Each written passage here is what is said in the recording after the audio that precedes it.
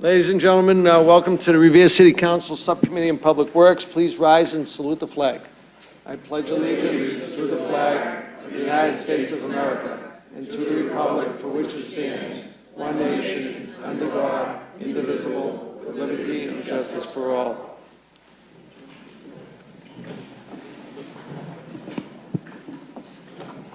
In lieu of the clerk asking everybody not to have their cell phones on, please do shut them off or put them on vibrate. I appreciate that. Thank you. For those of you in the television audience, I'm Ira Novoselsky. I'm the Public Works Subcommittee Chairman. Committee members are all our ward councilors, Ward 3 Councilor Arthur Guanasso, Ward 5 Councilor John Powers, Ward 6 Councilor Charles Patch, and Ward 4 Councilor Steve Reardon. And we welcome all our other councilors, councilors at large, Councilor Rigo, Councilor Janino, Councilor Haas, Councilor Morabito, and Councilor Zambuto. And thank you very much for joining us. This meeting is put together based on a motion that was put together by Councilor Rigo and Councilor Reardon, I guess a couple months ago, and I felt it was time that we bring it to a head and start talking about things. And we did state at the meeting that everybody would, if they wanted questions answered, to submit the questions in advance. And we do have several that were submitted, and those are going to be our priorities for tonight. I'm going to ask that we address each one individually. If anybody on the council has any questions beyond these, they will be taken up after these are addressed. So we have people in the audience that are going to be addressing us. The mayor will be up. Judge Anzoni will be up. Bob Button will be up. And our legal counsel will be up. And maybe Nick Reichstrom, if they have any questions, and Frank Stringy, our city planner. All these gentlemen have part and parcel of what we're talking about here. Now, some of the questions that were put in are not relevant to what we're here for tonight, and I'll specifically mention 770 to 778 Washington Avenue is a mitigation and I&I issue. So that's going to be handled by site plan review when they get into it, talking with the Superintendent of Public Works about any issues that have to be taken care of regarding the water and sewer for drainage and feeds for that building. When they redesign, I think that's under a redesign now. So whenever that comes up, so we will not bring that one up. The first item I do want to bring up is McMacken Field and Revere Little League. They are first on the agenda. I did have a discussion with Paul this afternoon, and I know Carl's deeply involved, and Ronnie, and all the other gentlemen that are here. And but before we do that, I want to ask the mayor to come up and just open up with a couple-minute opening remarks, and then we can forward it on to whoever's next in line. Thank you, Mr. Mayor. Thank you very much, Mr. Chairman. Members of the City Council, this probably, our conversation, while maybe put down in writing a couple months ago, probably started back a year or so ago when the sewer line was being worked on Winthrop Ave, and then at that time, Councilor Richard Penta had some real serious concerns, and I think it was around that time that we started talking about the possibility of having a summit. And then, you know, obviously, you know, like the motion was submitted to start to spearhead it, and here we are. So, and I thank you for the opportunity to talk about all the work that we've done. I know back 4 or 5 years ago when this consent decree was bestowed upon the city by the Department of Justice in conjunction with the DEP and the EPA, none of us that were sitting here in the City Council really, you know, wanted to get hit the way we did, you know, in such a drastic and draconian manner. 10 years to fix 100 years with the problems. It didn't make sense to me then. It still doesn't make sense to me today. And so we are working on that. Unfortunately, as quickly as I'd like to see some sort of decision or conclusion come to light, everything does take time.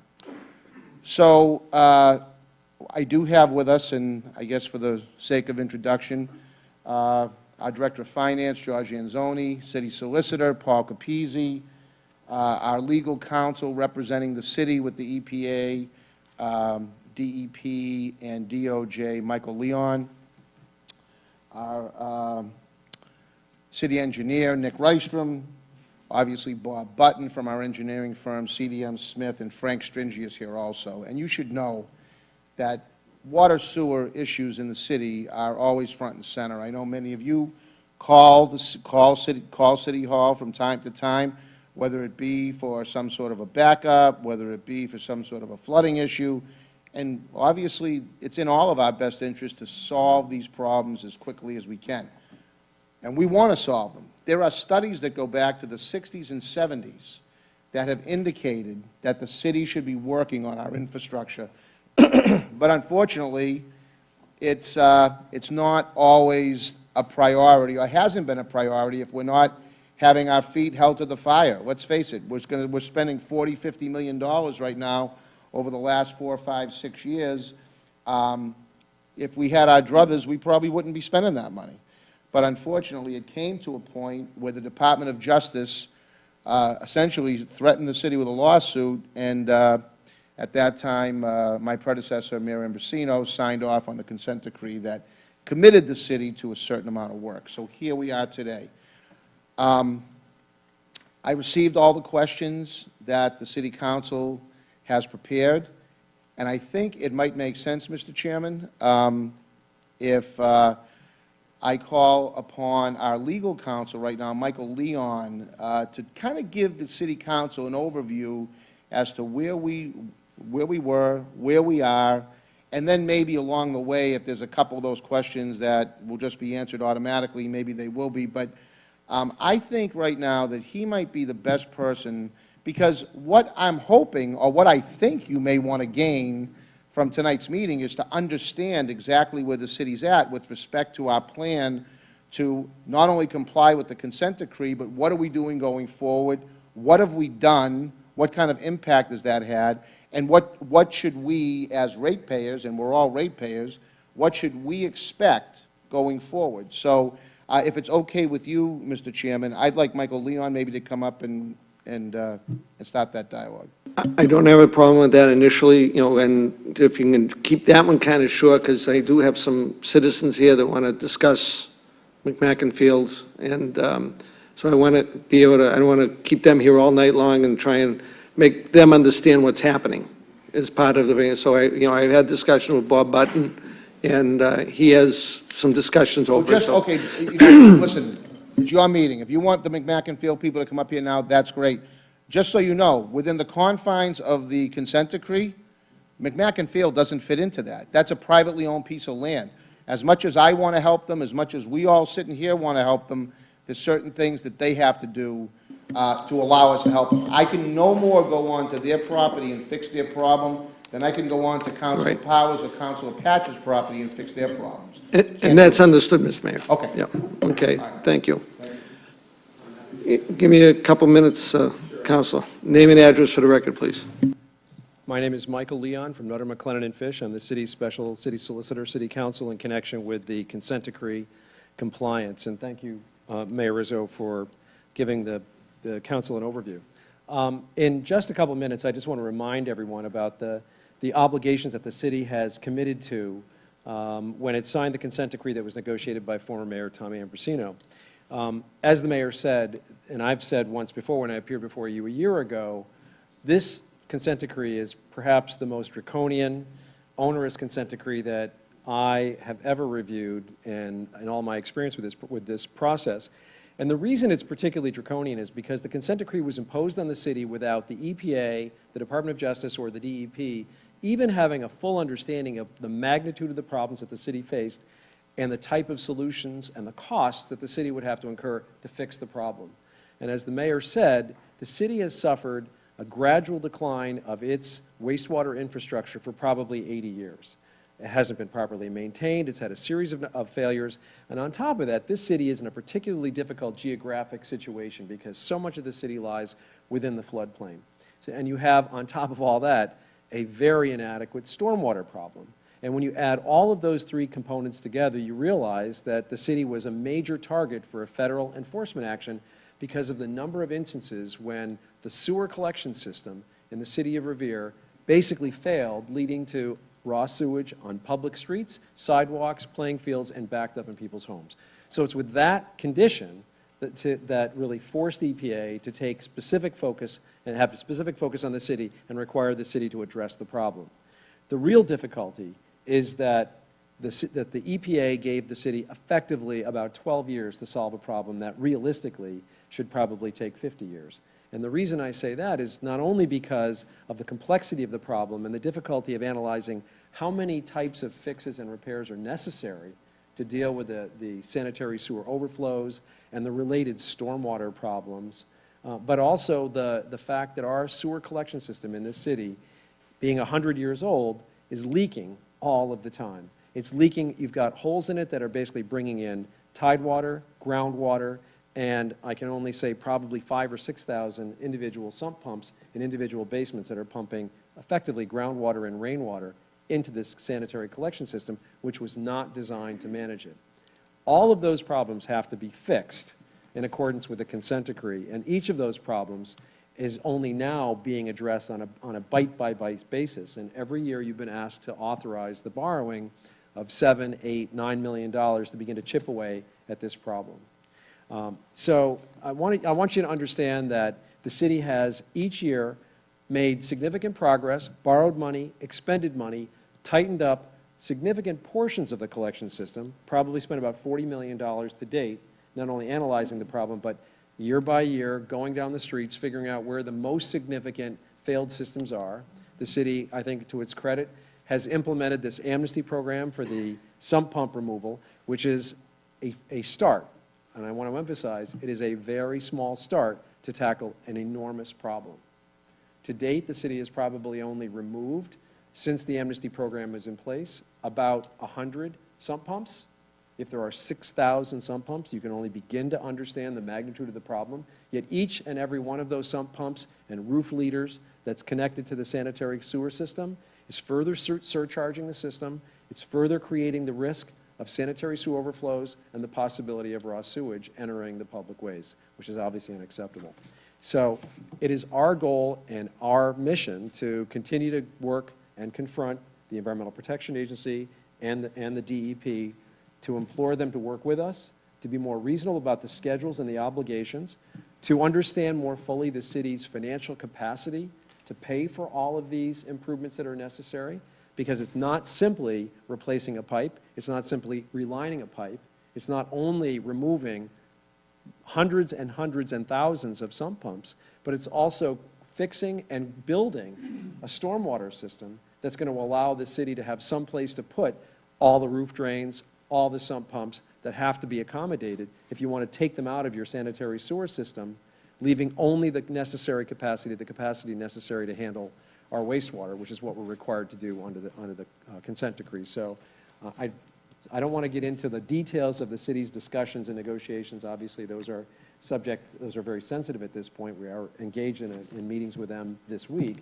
But I wanted you to get an overview, and I wanted you to have a takeaway, and that is that this is a problem that we have begun to solve, but it's an expensive solution.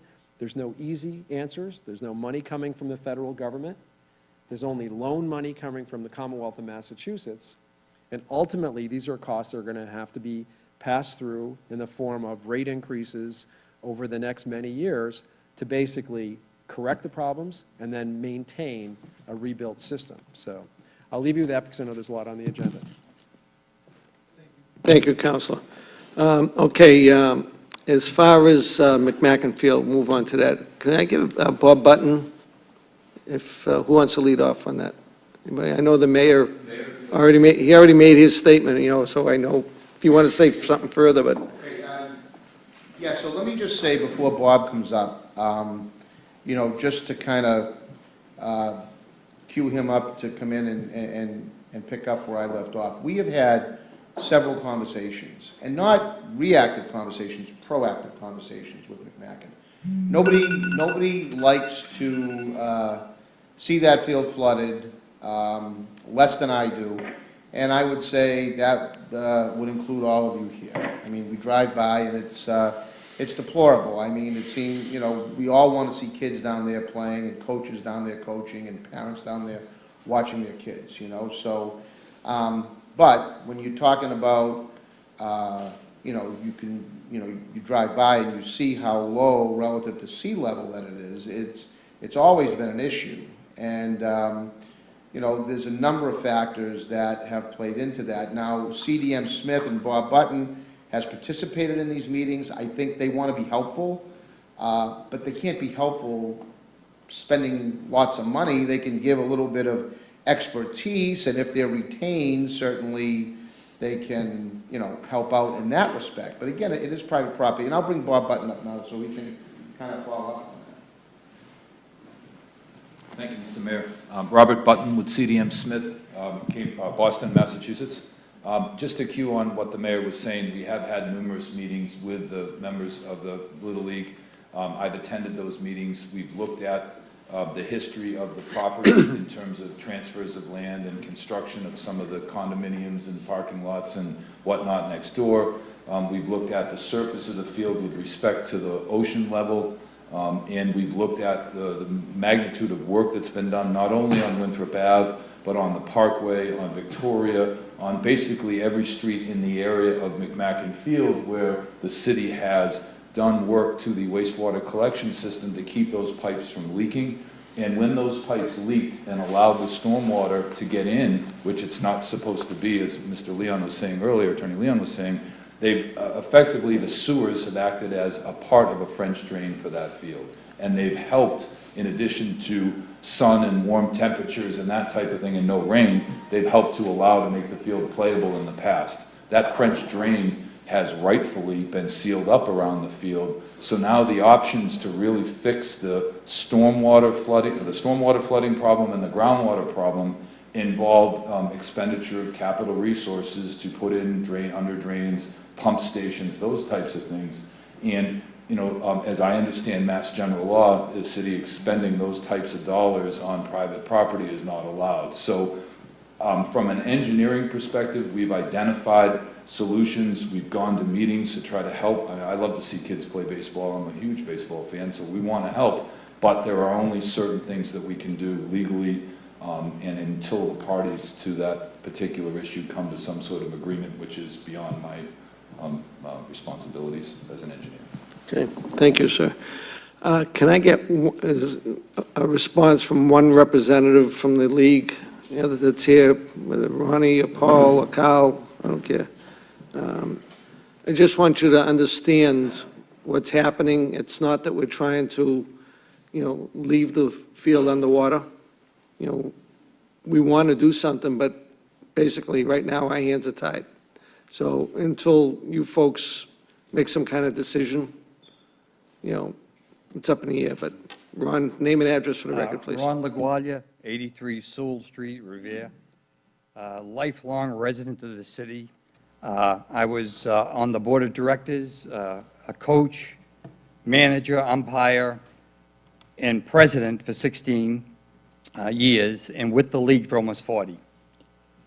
I retired 2 years ago, but because I live right around the corner, that park is always in my sights. Day and night, I drive by there, I walk the city, I know, and it just got to the point that the reason I'm here tonight is just, it made me sick. I just can't believe what has happened. We've had a water issue there for, oh God, I'd say 40 years or better. A water issue that we were able to handle as we went along. Even with the condos dumping water in our property, we were able to handle. We pumped, it dried up, we played. No more. No more. You could call it a coincidence, but something happened on Winthrop Avenue that changed everything. everything. As it stands right now, there probably won't be a season this year, as we stand here right now. And I think about it, and I say to myself, I mean, someone else has to see this. I mean, I can see it. My neighbors can see it. I go to Dunkin' Donuts and people stop me and say, "Ron, what happened to the park?" You know, former coaches, former managers, former players. You know, think of all the players that have gone through that system in 63 years, thousands. And some of them are still around. They can't believe it. They can't believe it. I'll throw some names at you. Some of you know these people. Vinnie Martelli, Guy Melly, Angelo Consolo, John Damari, Eddie McClevey, just to name a few. My father-in-law, Rocco Liato, Walter Flahive, Robert Flahive, the list goes on. And do you know who these people are? Founding fathers of Revere Little League. They worked for a whole year digging out that area on Winthrop Avenue and making a park, which became known as Little Fenway. Not as a coincidence, it was Little Fenway. It was beautiful, green, the grass was always green. First city to have lights. One of the first cities to have dugouts. Concessions. We were the first to just about everything. 63 years later, we're now last because of what has happened. 350 kids on our side of the city have no place really to go. They were born and raised into Revere Little League. They don't want to leave. They don't want to go somewhere else. A great field has become practically nothing. And these guys behind me who now take the reins of Revere Little League are doing all they can. I've received calls the last 2 years, you know, what do you think? What should we do? Which way do we go? And I wish my mentor was here, Guy Melly, because he taught me a lot. And he understood the situation better than I did. But what he knew, he transferred to me.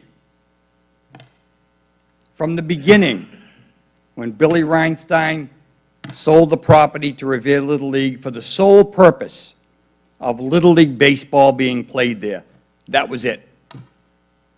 Okay? When he did that, we all understood the situation. We all understood.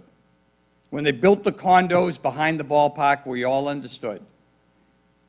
And if you go back into the archives and you check the OK permits for building those condos, the drainage system went out to the highway. All right? When the OK was given, something changed. Because the drainage was pouring into Revere Little League's park. It's been that way for years. We got video of heavy rainstorms, standing there watching the water pour through the holes. What do? How do we handle it? You know, we did everything feasible. We met with people. We told them what we wanted to do. They shook their heads, and then they forgot us. It's not fair to the kids. I'll tell you right now, guys, it's not fair to the kids. And I know just about everybody on this panel. From Revere, I still live in Revere. I lived here all my life. I'm not going anywhere. I'm retired. I could go to Florida, but I can stay here. It's my home. My kids grew up here. So it's bothered me that I know Danny brought this up about private property. But I want you to think about one thing. Your next door neighbor extends his drain pipe into your backyard.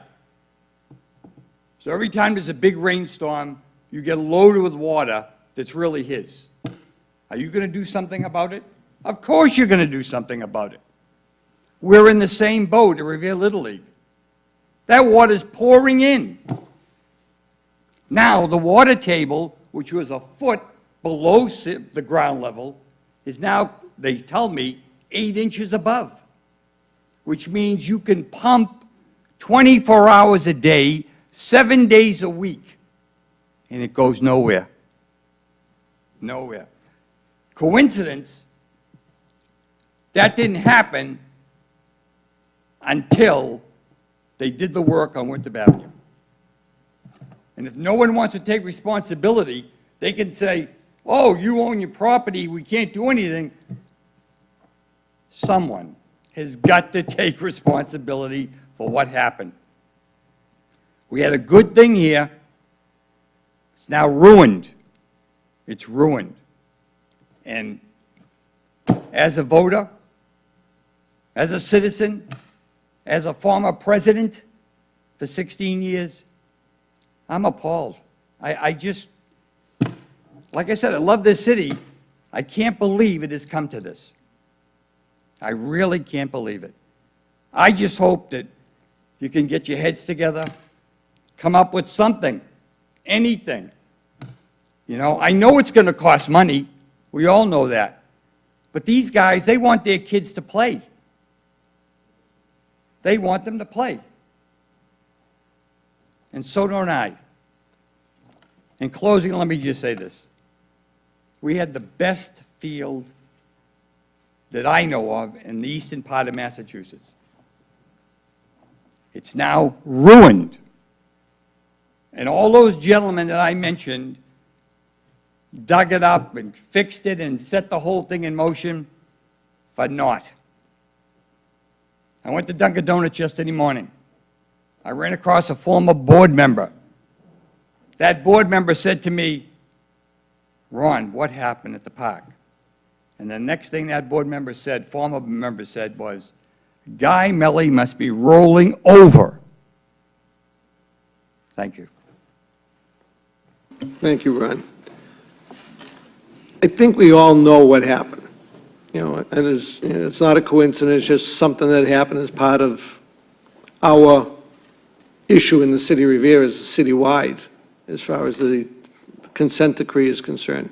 We had a collapse, we had a reline, we had a collapse. Everybody knows that the road was shut down for months. And that water was draining through the pipe. And that's one of the things that it was costing the city and the taxpayers and the ratepayers more money on their tax rate. Because that water was draining through the field, into the pipes, through the pipes. They were porous. And that's what was costing an additional amount of money through MWRA. And, you know, I just think that, you know, the league board members, you know, have to get together with the mayor and Frank and Bob Button and decide what they want to do with this thing. You know, but right now, it's not in our hands. You know, the mayor has always stated it's public property. You know, unless you folks can come up with, you know, whatever money it costs to put in a pump up to Winthrop Ave, right now it's on you. I hate to say, you know, I never played there, but I've always been involved with, always. I remember when they used to give out the silver dollars for every home run, Mr. Corbett. So, but right now, guys, there's really nothing more that we could do, you know, unless you folks put your heads together. So I recommend that very strongly. Okay. Okay, moving on to next issue, about water and sewer improvements that need to be completed during the renovation of St. Mary's Ballpark. Bob, Frank, you want to come up and discuss that?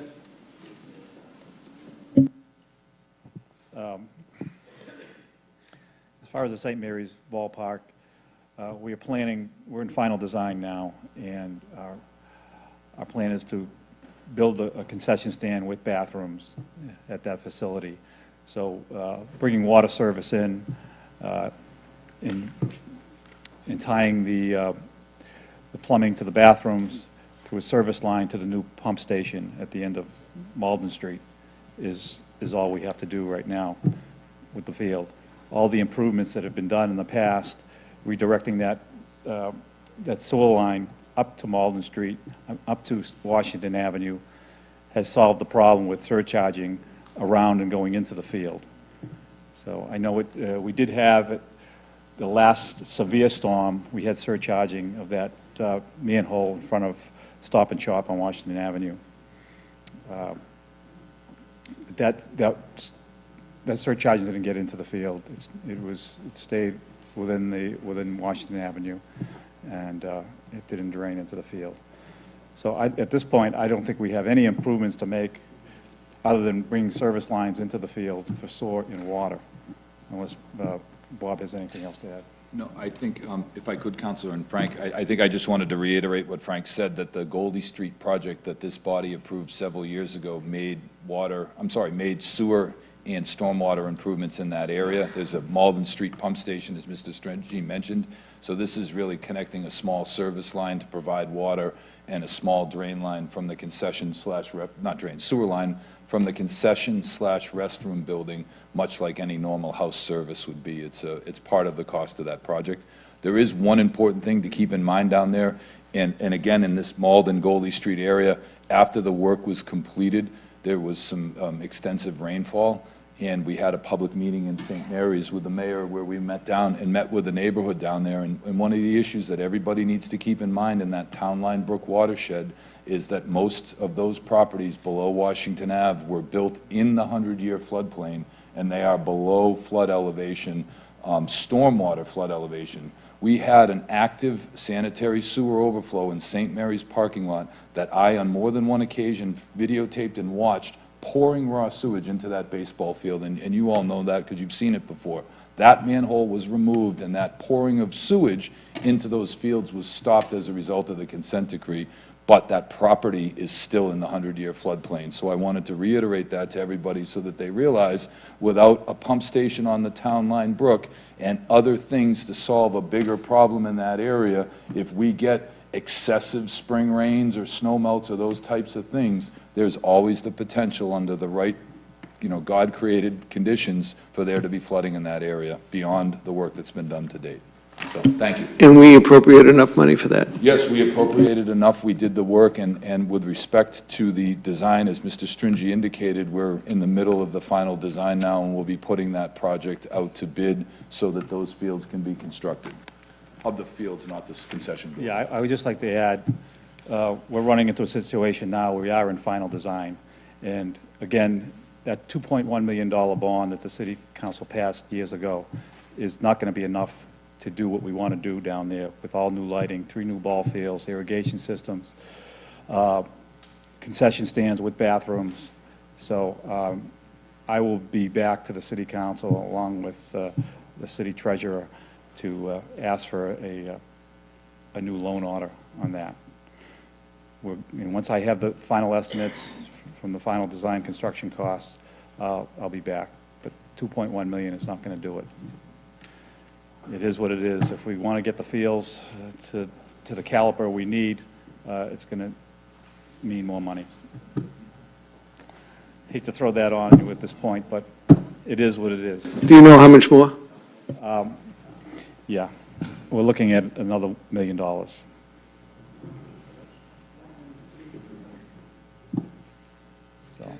Thanks, Frank. The next item, next question is regarding to ratepayers starting to see a return on their $100 million investment in our work. Bob, you want to handle it? I'm sorry. Yeah. Number 4, about the $100 million investment, about the rate of return. Sure, and I just want to back up just a little bit with respect to St. Mary's, with respect to added costs associated with water and sewer, obviously. If you're adding more fields and lights and those types of things, Frank's working on what those details are. With respect to number 4, We have done, first of all, there hasn't been 100 million spent to date. We've done, if you look at it, the city has appropriated, this is the 5th year of construction, and I think Michael Leon presented the number in the $40 to $50 million range. So it's only about half of that number in total, and only 4 years have been completed in construction. The 5th year is starting April 1st, so there will be a continued amount of construction throughout the city this year. So just to correct the number, with respect to detailed return on investment analysis, we've done comprehensive analysis of many, many different things. And one of the things that is very, very obvious is that if there are hundreds of thousands of gallons of infiltration and inflow that is not getting into the city's collection system because of all the lining, because of the work that's been done to fix pump stations, those types of things, we're having an immediate benefit. The engineering department, the DPW, and others have talked about not seeing as many problems. When we first started this process, if you had even a small amount of rainfall, we would have SSOs and multiple problems throughout the city. I've spoken with several of you, and those problems are fewer now than we had originally, and we're starting to see benefit. It is going to take decades to completely solve this problem because it's taken 80 to 100 years, as you've heard previously, to create it. So the analysis, you need time to complete the work in order to show the analysis, and we're working on that as part of the detailed discussions and negotiations we're having with EPA and the Mass DEP. And then the other bottom line to remember is the city is in a consent decree because we had SSOs, sanitary sewer overflows, at dozens of locations running raw sewage through people's homes. Every time somebody doesn't have to pump sewage out of their home, that is a return on your investment. And I know that there have still been instances with flooding. I know that there's still a lot of work that needs to be done through the city, but that benefit is there. Michael, do you have any more to add with respect to that as, in terms of where we're at with EPA and DEP? Thank you. Okay, thank you. And the next item about positions paid out of... Mr. President, could I just Sir. interrupt just a moment? Yes, sir. We finally got to this thing that we came here to discuss about. I really would like to ask some questions on each one of these individual things before they slip right through and we're back where we started again. Well, And this is one of them. If that's the case, Counselor, then we may not finish all the questions that people submitted. And we want to get through those, at least get through some of them, get through these parts, and you'll have time, we still get time. You know, so we'll get to them. As far as the next item on the positions paid out of the Water and Sewer Fund, all the councilors, and it's online, the Water and Sewer Enterprise Budget. I have year 2014, 2015 right here, I believe, is that online budget? George, is the budget online? It is. So, any information that's needed out of these are very accessible. Point of information, Mr. Chairman. What's your point, Counselor? Fiscal years 12 and 13 are not online, and I don't think 14 is online either. But the point of the request was to understand the position in the employee. There is a shared employee line item. It's not broken down. And I think I put the question in, so I know that the meaning behind the question was for the positions to be laid out, the percentages of how much they are paid out of the Water and Sewer Fund be detailed. Because I understand that there is a line item in the budget, but to see the detail behind that one number, I think would be helpful. Thank you. Okay. George? In the enterprise fund, there is a breakdown that myself and the city auditor put together for shared employee supporting schedule, which you see I have in front of me. This is 2015, and it lists all the positions that are shared. also lists all the employees that are taking into the water department, into account in the water department and paid out of the water department. The city every year has to submit this to the Department of Revenue for their approval, and they review this and, before they approve our tax rate. So, the information is there, but if there's something different that you want, I can work on that, and we can take a look at it. Okay? Thanks, Judge. Judge, while you're up here, the next item, hang on one second, Bob, hang on one second. On the next item regarding the shared facilities, We have shared facilities also, and that's also in the breakdown. It's not itemized, but we do have a number in there for shared facilities. I can get you the breakdown on the shared facilities, and I would tend to think it's the City Hall and the percentage of the people that work in City Hall that deal with the water and sewer issue, and then also the city yard, the portion of the city yard that's used for water and sewer. thanks, Judge. Now, there's only one question left, and that's about outside independent review. Well, we've had outside independent review. We had a large meeting with various employees of the city. There was myself, there was the city solicitor, there was Nick Reisman, the city solicitor, Paul Peasy, the city engineer, Nick Reisman, the city planner and community development head, Frank Stringy. There was a number of people from CDM, and then there was a number of people from the firm of Brown and Caldwell. There was a full review of the process, and that was ongoing. And there is a review done by them that they have actually worked on. So we've had a review done, I forget what time last year, but, and they are continuously doing it. But I think Mr. Buttons would be able to handle better on that. Oh, right. And the other thing, too, is the review was also done by the DEP and the EPA. They have to review all the plans. There's a process set in place a couple of years ago, I think it was about 2 years ago, 2.5 years ago, when we met. And what happened is, in order to have everybody have the input that they needed, the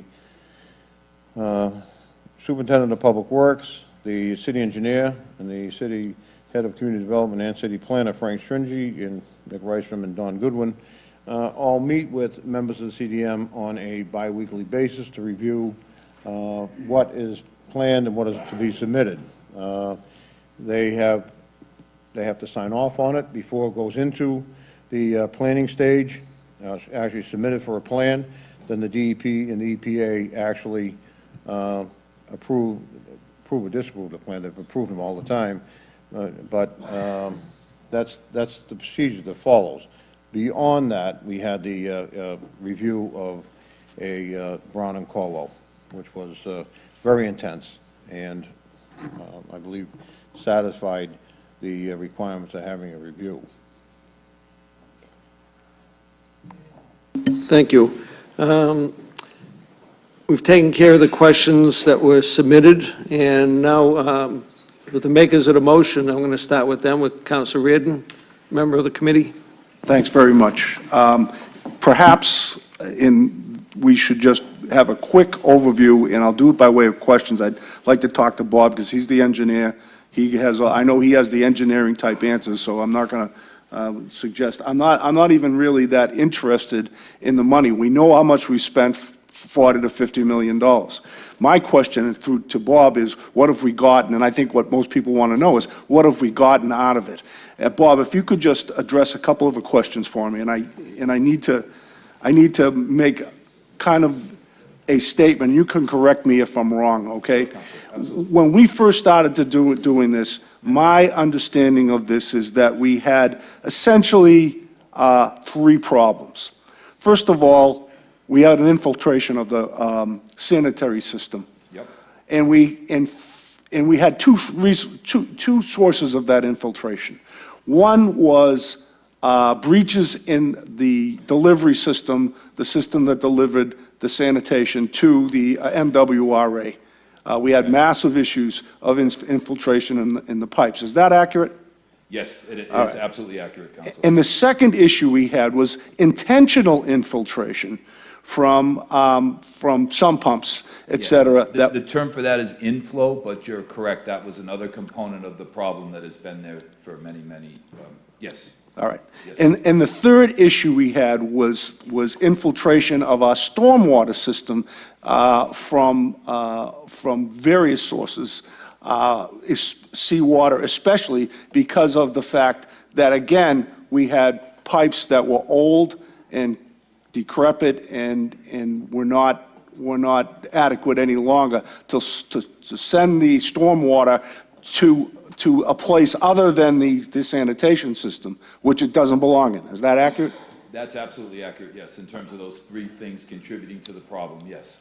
Would you say that pretty much made those are generally the three big problems that we were to address, both from the perspective of the consent decree, as well as obviously from our own interest to not send clean water to be cleaned by the MWRA? Yes, absolutely. I think the one point that I'd make that's a factor, when you have all that water that shouldn't be in your sewer system, that then causes sanitary sewer overflows, and those overflows cause public health problems that are of major concern to the DEP. I mean, one of the main reasons that the city is in this condition is because when you let raw sewage run through the street, you create a massive public health problem, and you need to solve that issue. And there are many areas where that was a problem where it's been solved, and where, depending on how much rain you get, it still is a problem because there is more work to be done under the consent decree. Right, absolutely, there's no question that probably is a more overriding issue than even the money issue. Is the public health issue. And obviously, if we have infiltration of our sanitary system, massive infiltration, I think you would agree would probably be the term, Yes. then there's no possible way that the system that was designed to handle only sanitation could hold all this other stormwater, seawater, whatever else gets into it, without backing it up into people's homes. It's just, That's it absolutely rises correct. to its own level. Depending on the size of the storm that you see a factor of up to 5 times or greater the average daily flow. So on an average day, if you see roughly 7 million gallons of sewage going out of the city of Revere into the MWRA system, if you have a major rainstorm, you could see 35 million gallons a day going out into the MWRA system or more. So depending on how big of a problem you have with a storm, and whether that storm comes in the spring when there's snow melt and high groundwater tables and all the other problems, it just exacerbates an issue even more so, Councilor. Right, and that figure that you just gave us, the infiltration caused by stormwater into our sanitary system, was very impressive to me when we first started to this. And it's easy to see, it doesn't take a genius to see that anytime you overwhelm the system, a sanitary system, supposed to be a closed system, takes the sewage to the MWRA without any interference other than sanitary stuff going down your drains from your toilets and from your sinks and from your wash machines. Once you double and triple that, the system is not going to be able to handle it, and that's really where our problem comes from. In very, very simple terms, yes, and there are several factors that go into it, but I completely agree. And just with respect to those three issues, on the infiltration issue, it's somewhere around 120 miles of sewer pipe within the city. By the time we finish this year's Phase 5 construction, we will have lined 39%, a little under 40% of the city will actually be lined with a new high-strength plastic pipe within a pipe. So instead of having to dig up, what's that work out to, 50 miles of streets to put in new sewers, we've been able to put that much pipe in the ground without causing all that disruption and cost for roadway reconstruction. And by doing that, we've had benefits in terms of reducing the infiltration, which was the first component you talked about. You anticipated my question. So at this point, and that lining was done, at least what you're speaking of right now, was to our sanitation system, is that Only, correct? that's correct. Only, all right, Yes. that doesn't include our stormwater system? We've done a little spot repair here and there in the Right. stormwater system, but the bulk of the issues, and I've used this with my staff, your sanitary system was almost like, if you used human terms, You've been in a massive car accident and you rush to the hospital. They try to keep you alive first. Right. And then they try to fix the pieces and do the rehab and bring you back to strength and those types of things. The first 3 or 4 years in our system, of our work in your system, was such that the pipes were falling apart as fast as we could investigate them and clean them, i.e. Winthrop Ave is a perfect example of that. And we've been working very diligently in trying to help the city get it stable so that over a more realistic period of time, you can work with the EPA and DEP to satisfy the public health and all the other issues that we've been talking about, so. So in answer to my anticipated question, you tell me now we're at almost 40%. But that's Of just the the- infiltration piece, because you also mentioned inflow, sump Right. pumps and that type of thing. There's roughly 12,000 public connections, water services in the city. The majority of them are private homes, 1, 2, 3 family homes. We're anticipating somewhere between 6,000 and 8,000 of those 12,000 locations will have sump pumps in their homes. To date, through the Amnesty program and through the work that we've done, we're at about 1,000 homes so far. I would reiterate, as I've said many times before, and you should all say this to your constituents, the Amnesty program is very, very important for Revere residents to pay attention to. Reach out to Nick Rystrom. There's information been sent out in all the water and sewer bills that gives people what they should be doing with those sump pumps. I encourage you and them to follow up on that before December 31st of this year. Right. It's very important. And everybody should know that as of December 31st, the amnesty program is scheduled to end, and they'll have to take care of it, but they'll have to do it themselves thereafter. So they ought to certainly get in touch with the engineering department, water department, and let them know that they need someone to come down to their home and inspect it, and the amnesty program will pay, if not the entire remediation, a good portion of it. Is that accurate? Yeah, and I would say the entire, and once you're on the list, it may not mean that we fix it right this year, because it may mean that we have to bundle.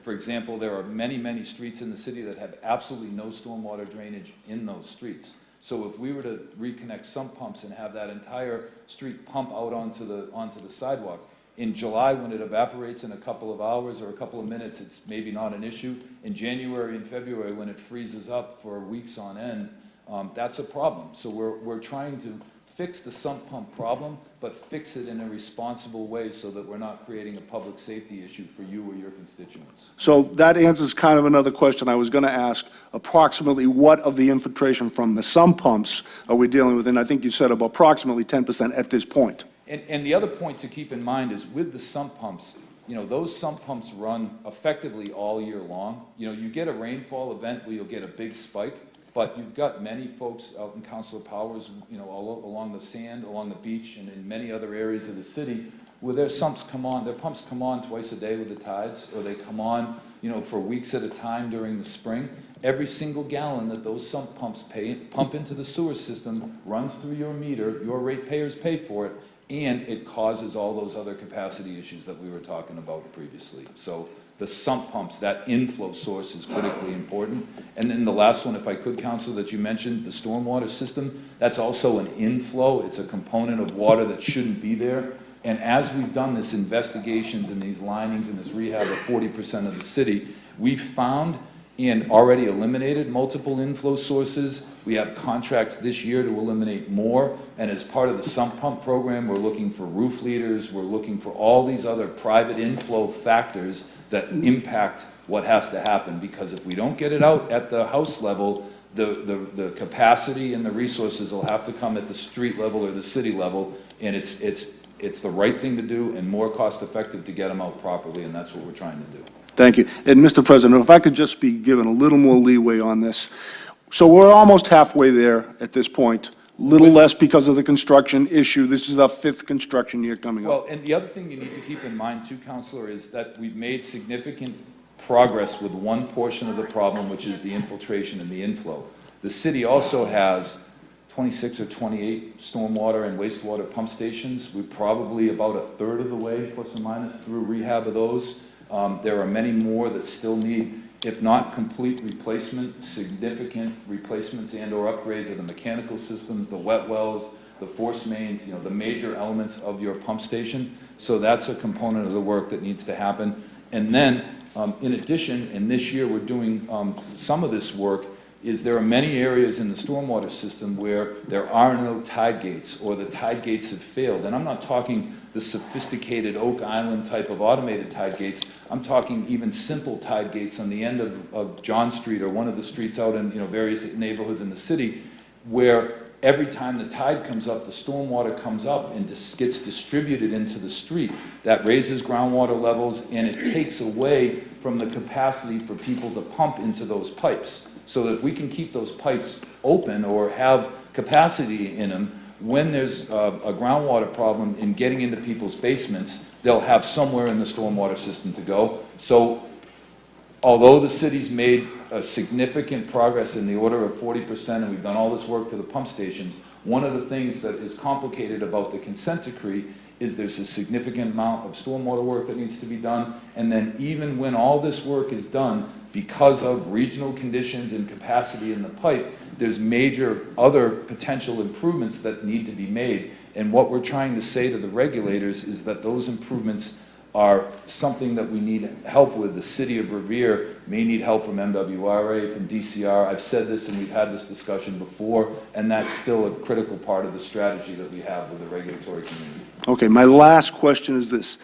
10 years, looking down the road, say 5 or even 6 years from now, of all the issues that you just described, and I'll summarize briefly, the infiltration through sump pumps, the infiltration because of the deterioration of the pipes in the system, infiltration, in other words, from groundwater and stormwater, and the infiltration of the stormwater system.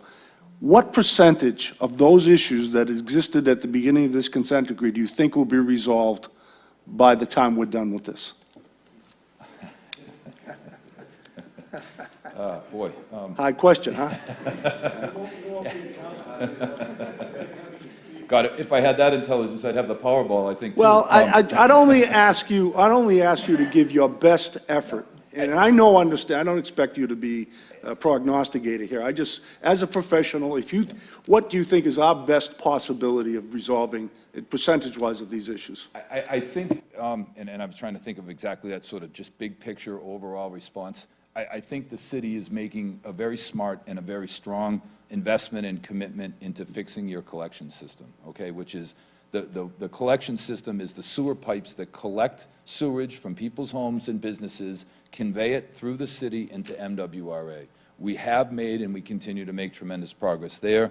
We're making tremendous progress in fixing your failing pump stations and in dealing with those stormwater problems. I think that under the consent decree, when you started to look at how much all of that work costs, we realized that it just would bankrupt the city to try to do it in a very short period of time. And we're trying to work with the regulators to determine what's the most appropriate time period to get that done that the city can afford, recognizing that the answer is not zero. You have to make an investment.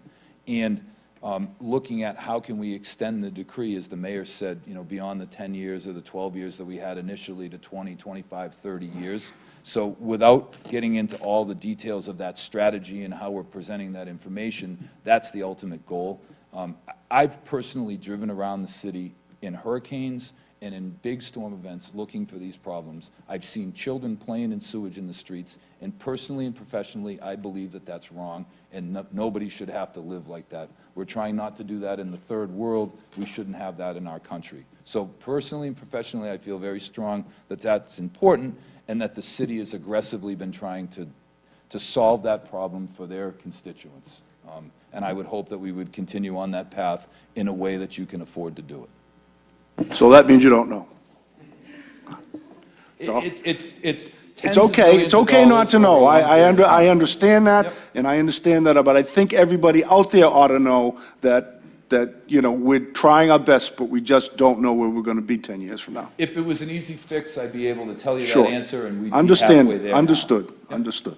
Thank you. I'm sorry, Counselor, can I just add one more thing? Certainly, that you of course. didn't bring up and Bob didn't bring up that I think bears noting, is as a coastal community, another thing that we have working against us is the tidal inflow. And we get that all over the place. So, like, the problems we have, we're not the only city that's under a consent decree right now, But the problems that we have are magnified by the fact that we're a coastal community surrounded by water all over the place. So in addition to Bob and his engineering firm trying to deal with the problems that we have just with our stormwater system, our wastewater system, our water, our fresh water system, we also have to worry about tidal inflow as well. So we're just challenged with that. We do have big challenges, and I didn't want that to be lost in this conversation because it is a major problem for us as well that we also are trying to deal with. So I just wanted to mention that to you too, Councilor. Thank you very much, Mr. Mayor, and I completely understand that we are in an extremely unusual situation. We're not Malden, we're a landlocked city, we've got aging infrastructure here, sewage infrastructure, and we live in a place that oftentimes the waves come over the barriers. And it's not just that, it's also our marshland, which is extremely significant in our community. And again, the water comes in, it's got to go somewhere. I certainly appreciate it, and thanks for clarifying. All set, Counselor. Thank you for your input. Counselor Arrigo. Thank you, Mr. Chairman. And one thing before I start asking questions, I submitted an outline of a spreadsheet to be filled out by the city or by the administration. I was wondering if, Mr. Chairman, if you had submitted that to the group or. That was submitted, Counselor, and it's something that our Finance Director would like to address. Okay. We received the spreadsheet, and we had a meeting with the council and Michael Leon, and he suggested that we don't speak numbers tonight at the meeting because he has a meeting with the DEP and the EPA on Thursday, and he didn't want any numbers or anything going over the airways because it may hinder what has to be done on Thursday with the DEP and EPA. So that's the only reason that it hasn't been submitted. Okay. When do we expect that could be filled out? I mean, just for context, I Right. We can submitted have that that in filled out. November of 2014, so. Yeah, we can have that filled out, and there's not a problem with that. And it'll be submitted again. Maybe the council would like to have these meetings on a quarterly basis. I'm not certain if that's the case, by next quarter, hopefully we don't have another meeting in front of DEP. I think that would be a good idea. I think quarterly would be It'll be an update. for the something that we could do. council, And Yeah, it may be a good thing to do, so we can work on that. Okay? great. Okay, thank you. Thank you, George. In terms of, Bob, I think one question that I want to ask is, in terms of McMacken Field, what are we looking at in terms of amounts of money for a fix? Sure. We looked at McMacken Field, and we looked at the relative ground surface elevation, and that's effectively at Sales Creek. So when you get a high tide, you're effectively right at the ocean elevation. We looked at the adjacent property that was, I think, sold off over the time by the Little League and developed into condos. Basically, the entire parking lot and roof drains sheets off and runs into the field so that there is, depending on the amount of rainfall that you get, thousands of gallons of water that drains into that field. So the real issue that's causing the problem is not the work on Winthrop Ave. The work on Winthrop Ave was maybe taking away a problem that already existed and solving it and not the right way to solve it. But the real reality is the volume of water that gets directed there and now is sort of trapped with nowhere to go. So when you started to look at, okay, we're going to dig up the field and we're going to put in a pump station and under drains, we can cost all that up, and that's probably in the couple $100,000 range plus or minus for just the simple pump station and piping to collect the water. But then things like the light poles, the electrical system is not to code, so if you start to touch things like that, if the city were to take it over, for example, you can't have light poles that aren't safe because of various code issues. So then you start to look at, what do I do with the field with those? If you rip up the whole field, do you have to put back fencing and dugouts and those types of things? So then you start to look at, effectively, once you do the stormwater fix and put in the pump station, having to rebuild a significant portion of the baseball field. And if you in fact do that, maybe part of the prudent solution is maybe raise it up a couple of feet in elevation and a combination of the pump station and a little bit higher playing field would work together to solve the problem. And those are the types of things that we looked at for some of the meetings that we've had over the last several months. So the initial fix of just having a pumping station wouldn't be feasible, really, as far as a long-term solution to the As far as a field. long-term solution, because, when they talked about pumping, well, what the pumping involves to date, as I've seen it in the last couple of years, is the city takes your big orange Godwin pumps out, and the DPW crews that already have a tremendous amount of work to do monitor those pumps and help dewater the field, which is a great thing to do for children to be able to play baseball. I'm not saying it's wrong, but what I'm saying is that effectively you've been providing temporarily that pump station. When you start to construct a permanent station, you start to make that investment, you then don't want to put back a field that isn't worthy of the investment that you're making Right. to make it dry. Right. Thank you, Bob. And I do hope that we can put our heads together and come up to somewhere in terms of getting to a solution for Mackin Field. It is heartbreaking to hear that story and to hear, I didn't play there, but I always was envious of the kids who did play there because I thought the field looked great. It is a shame. It is a shame, and I think everybody feels that way. But hopefully we can come to some solution. In terms of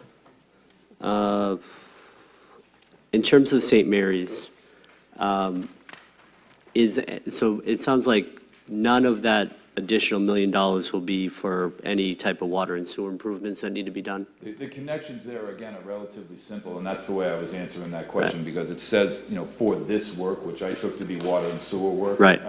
Again, those are pretty simple, water line connection to the main that's already there, and the sewer connection to the new pipe that we put in. It's relatively straightforward. Again, you're still in the floodplain, but the water and sewer part of it is straightforward. Okay. And unrelated, but I did get a phone call after this agenda was posted.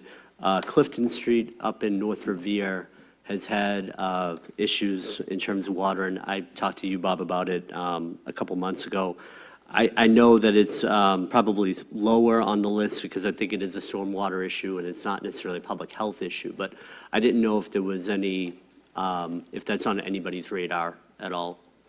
I'm just looking at you, Nick. I'm not sure. Is that one of the projects that we're doing this year, or is it still not on? Yeah. So I think there's still competing priorities that maybe Right. rank a little higher for that issue. And, Right. and I know several of you have asked me at other forums about specifics. I think with respect to specific questions, we could maybe meet individually with some of you. That's if there's fine. an issue in your ward to go through it.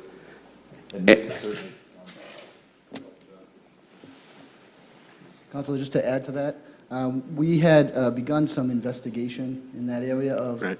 the the stormwater system and also the sewer system that's over there.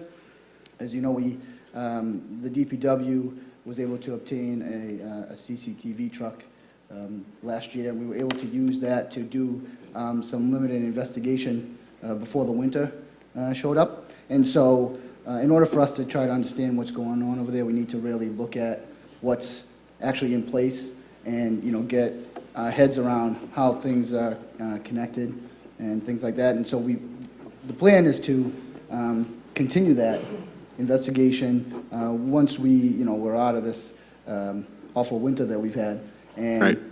Continue what we already started prior to the winter time, and get some of that information so that we can then move forward and try to solve that problem. But I just want to let you know that it is on the city's radar. I know that it's on the TPW and specifically the superintendent's radar, and it's certainly on mine too. Okay, thank you.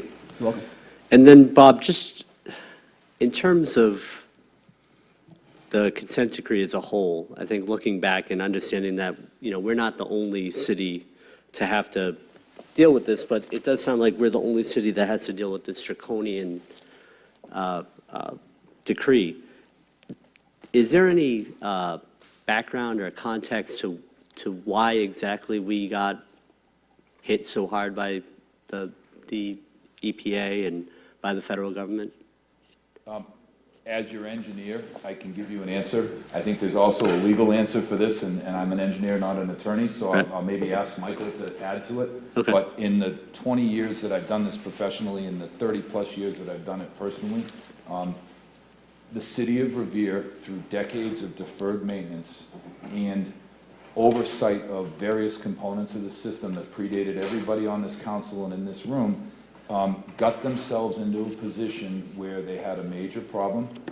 The EPA and DEP reached out to a half dozen communities along the Mystic River whose discharges affect the Mystic River, including several of your neighbors. And there were some issues in terms of the speed at which the city started their response that I think put us in a defensive position instantly because of not only the situation physically, but also the initial responses in terms of how quickly they were getting information, and then the types of information that they were getting about sewer overflows, and hundreds of them, caused them to be very alarmed and very concerned about what was happening. So I think because of that, the EPA took a very, very, very aggressive position in making sure that the city of Revere understood that this was a major problem and that they were very concerned about it. I think that, other communities, Boston, Worcester, Springfield, there's been many, many communities that have had these decrees and these issues that they've faced, and they're very expensive and they're very complicated, and they put Revere in a bad position, and I think now you're trying to respond to that. So, Michael, if you could add to that. Yeah, I think it's important to remember that Revere is a little bit unique in that we have ostensibly what's called a separated stormwater system, a separated system instead of a combined system. As Bob indicated, in most of the communities around the Commonwealth that have violated or allegedly violated the Clean Water Act, they do so, but they have these combined sewer overflows. And so therefore, when you end up with these very, very significant storm conditions, and you do have the potential where the collection system and the treatment plants are not appropriately sized to handle the entire flow, the excess flow goes out into a water body, a river, a stream, the Atlantic Ocean from time to time. That's not what happens in Revere. The big distinction that I think really focused the attention of EPA was the amount of sanitary system overflows. The raw sewage that came up in the streets, the raw sewage that's in people's basements. That is very, very unusual. And you've got two causes for that problem. You've got the fact is that you've got our collection system that's overwhelmed, and it's broken, and it was poorly maintained, so there's lots of blockages in it, which causes it to basically to surcharge. And the fact is, as we've talked for the last hour or so, it is effectively serving as part of our stormwater system. It shouldn't be, it wasn't designed to be that way, but the city never properly determined that you have a major stormwater problem. So part of this fix is not only to tighten up the system, as Councilor Reardon had identified, to tighten it up to just so that the wet weather and dry weather flow in that system is only 7 million gallons a day. We've got to get rid of another 50 million gallons that we now have in the system, and that's a real challenge. So one other thing I just want to point out that is also a big topic of concern by EPA, they call it the IDDE program. If you really go through the consent decree seriously, yes, there's a sanitary sewer overflow problem. We have inadequate capacity. We have parts of our stormwater system that are getting in there through inflow, all of these roof leaders and sump pumps. On top of that, to make matters even worse, when you go out and you measure you look at the outfalls from our stormwater system, where they discharge to, whether they're parts of the creek or in parts of the other Mill Brook, when you test those outfalls, you find sewage. And you find sewage for many reasons. Sometimes because of the SSOs that go into it, also because of illegal connections. People who have taken a sanitary pipe from a house and didn't connect it to the sewer, they connect it to the storm drain. Those have to be detected and removed. And then on top of it, there are a few areas in the city where there are on-site septic systems, and there are parts of the stormwater system that run nearby. And it's possible that those septic systems are leaking and leaching into these stormwater systems, and they go out into Belle Isle Marsh and they go out elsewhere. I can't tell you how important it is to EPA to focus on those instances. And sort of the final insult to injury for the city, and you're not alone in this issue, EPA came out and issued last fall a draft, what they call an MS4 permit for the state. The MS4 permit is the rules that you're going to have to comply with to manage your stormwater system. So as inadequate as the stormwater system is, EPA is really stepping up their game and requiring all cities in the Commonwealth to spend many, many hundreds of thousands of dollars. The general estimate by DEP is that the average community is going to have to spend $1 million a year to comply with this stormwater management permit. So I know it's a lot to bear, it's a lot to pay for, but those are the reasons why Revere got had the target on its back. Those are the reasons that we have to address all of these issues, unfortunately, in a very short period of time. And then finally, as I said earlier, EPA had no clue what the magnitude of the problem is. I mean, on a very short-sighted basis, what EPA did here is to say, I don't care what your problem is, I don't even know what your problem is, you got 10 years to fix it. The more rational approach, the approach that EPA more often takes, is they give you a deadline for doing a study to find out how big the problem is and how you should fix it, and they say, come in and give me a schedule. And they may approve it, they may tweak the schedule, but only after they find out just how big the problem is and how much time and how expensive it's going to be to fix, do they say, okay, now you're on the clock, fix it. And that's, I think, the only practical solution that we have. So in response to Councilor Reardon's question about, can you tell me how far we'll be able to go? I don't want to pretend that we don't have serious challenges. Everybody who's going to have a disconnected sump pump and roof leader can't reconnect it. The system that we build and fix has to be maintained. The city just submitted the outlines of a management plan, which will be reviewed and approved by the governments. That management plan is going to require resources that the city has to spend to maintain the system that you're building. And it's not free to maintain it. It has to be inspected and repaired on an ongoing basis forever. And frankly, this city understaffs and undermanages its wastewater and stormwater system compared to other cities of this size with the kinds of collection systems we have. So the city has to be prepared to recognize that it costs a lot to do it. And, you know, the only thing I can say is when you take a look across the state at how much people's water and wastewater bills are, the city comes out in the middle. You know, it's not right now, we're probably on the soft side. So I want you to appreciate where we are compared to where we have to be. Thank you, Mr. Chairman. Thank you, Councilor. Councilor Hess. Thank you, Mr. Chairman. I have a couple of questions pertaining to MWRA assessment. George, can you answer some questions? Now, maybe not to talk about dollars unless you can. The MWRA assesses us a dollar amount, correct? Right. For water and sewage. What other components added to that? You mentioned shared facilities, employee facilities, you know, bond indebtedness. What are some of the other items that are in that? In the, not in the assessment, but in the water rate, setting of the water rate? Yeah, for the water rate first, yeah. Okay, so the MWRA sets a water assessment and a sewer assessment. That's the first part of the equation for a water rate. What happens then is the city sits down and decides, myself and the mayor, and myself and the city auditor, Laurie Padilla, sit down and decide exactly what cost is associated, what costs are associated with the water and sewer enterprise. There's salaries for employees that are directly involved from DPW. Right.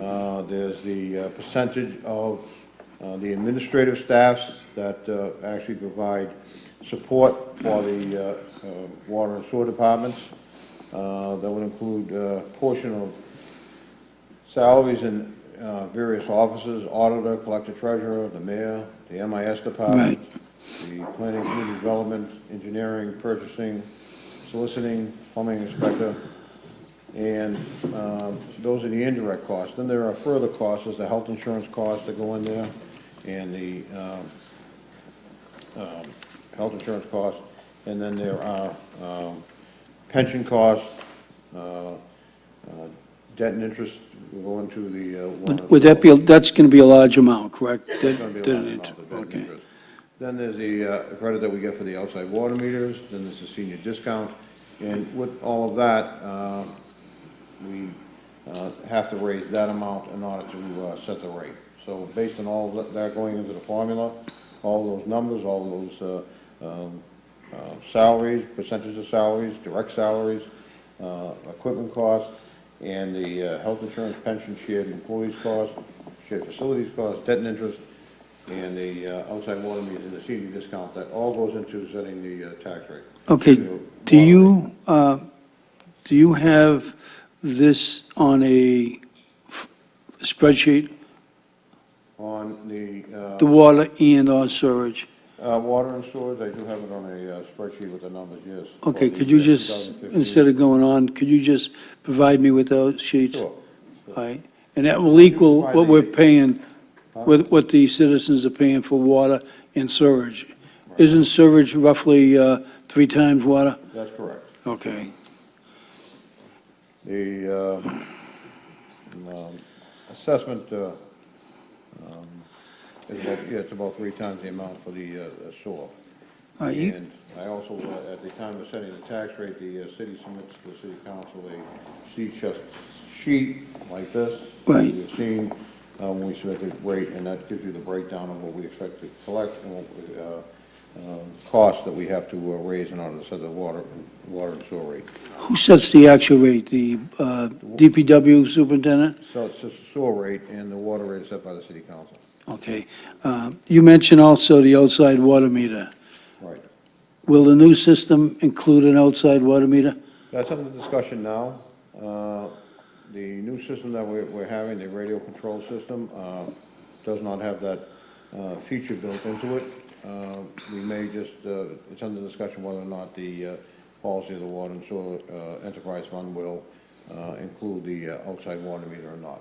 I was told today that if you put a V on the connection after the meter or before the meter, you could have an outside water meter. And this, I'm involved with that because when I was mayor, I fought with Doug McDonald strongly over the outside water use. All right? We won, the city won. Right. All right? And I'd like to have that continue if at all possible. If they have after the water meter, you're talking not like the mobile meters we have now, they have actually put it in line with the water, that's what you're Right, talking and about. there's a V on it. The Right. V goes into the house, and the outside's the water meter, Right. and it's all accounted for. But it's gonna be in line. Yeah, Made on the mobile, right. and that's part of the discussion. Also, the Little League Park, McMack and Brian brought that up. Is there ongoing negotiations going on between the city and the Little League Park? Or do they know where you stand? Yeah, McMacken.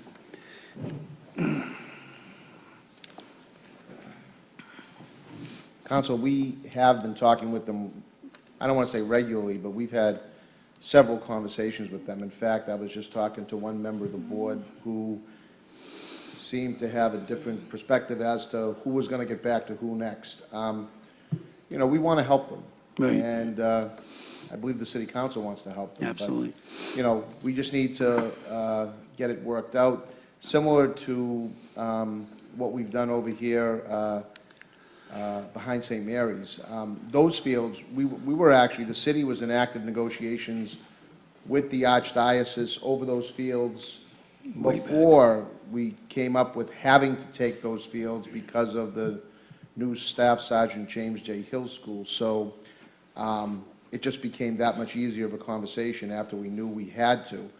And, you know, we're all committed here to trying to make sure that kids have a great place to play. And, I mean, all that stuff leads to less transiency in my mind. If you give, I mean, you know, we already know we give kids a great education. Now you give them a great recreational Sports. experience with respect to fields and playgrounds and parks.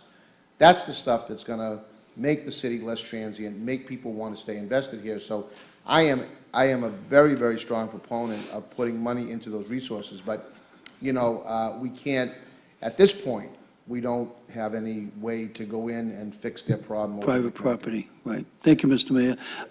Mr. Buttons, talking about St. Mary's Church, St. Mary's ball field, how does the culvert, which has deteriorated over the years, How does that come into play?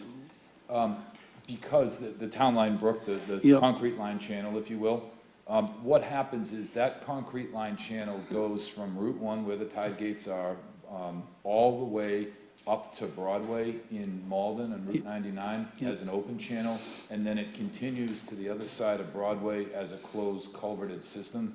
And there are many, many issues in Malden and Revere and in Everett, tributary to that one line. But what happens is, when that area rains and those tide gates are closed at a high tide, there's nowhere for the water behind those tide gates to go.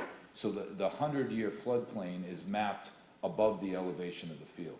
So if you have a very, very high flood. It's gonna flood. It's gonna flood, and no amount of sewer improvements is gonna stop it from being in the floodplain. In fact, what we're trying to do is keep all that water that's in the floodplain from actually getting into the sewer. And the only way that you can do that there and in other places is to make sure that you have a stormwater system that works. And, that's what we've been trying to But do. again, that's below sea level, correct? It's below the 100-year floodplain. All right, and that does flood quite often. Correct. All right, and the Town Line Brook needs major repairs, and that's a DCR project. Correct. All right, why hasn't anything been done to that, especially where the state knows that we're going to put 3 ball fields there? I hate to spend all this money and have it washed out in a year. So there's a lot of questions there, but one of the things that's also part of what we have been doing, and we've been working proactively with the mayor to do, is to reach out to the folks at DCR and to the Mass DOT and DEP and that type of thing, and look at having them help with the solution. One of the solutions that we looked at in that area, potentially, and I'm not saying it's the solution, but it's one that is similarly done in areas that flood, is a major pump station that would pump millions of gallons of stormwater We'll out never to get lower that. that whole area. That shouldn't be on the city of Revere when it's creating flood benefit protection for multiple communities and it's on state property. We need those state agencies to help the city solve the problem. Okay, thank you, I appreciate the questions. George, can you just provide me with that? Thank you. Council President Powers. Thank you, Mr. Chairman. I just have a statement and then some questions. The first statement is with regard to McMacken Field. That little league down there has been in existence for decades. I remember one of the first people that was involved was a fellow named Red Santarana, Red Quill, when they first started years ago. I think that it's incumbent upon the city to work with them as quickly as possible to get those kids playing ball down there again.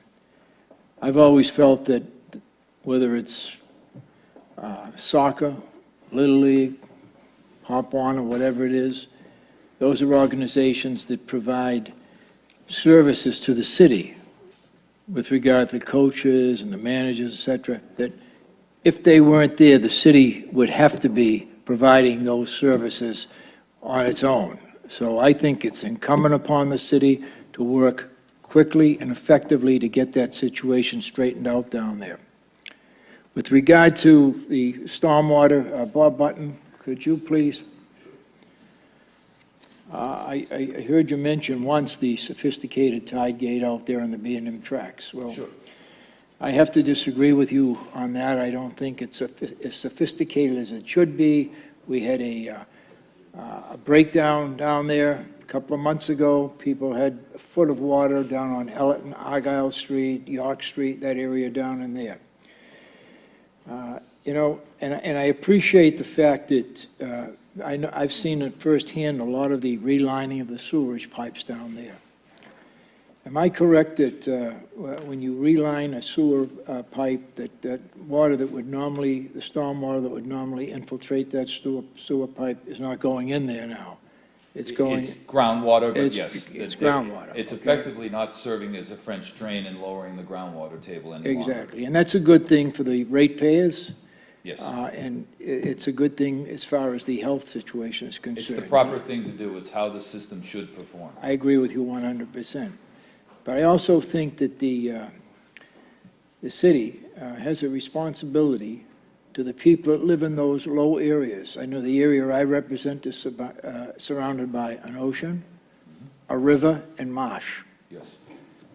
So I guess what I'm saying is, what I'm asking is, what are we doing to provide areas to get that stormwater where it should be and not, now that we've taken it out of the sewerage system, where is it going? I'll give you an example.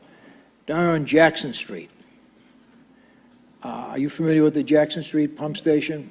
It's a small station. Not, is that at the far end of the Point of Pines? No, Where the that's, asphalt- that's down at Lower Revere Street, down by Bay Road, that area down there. Okay, I went by there the other day.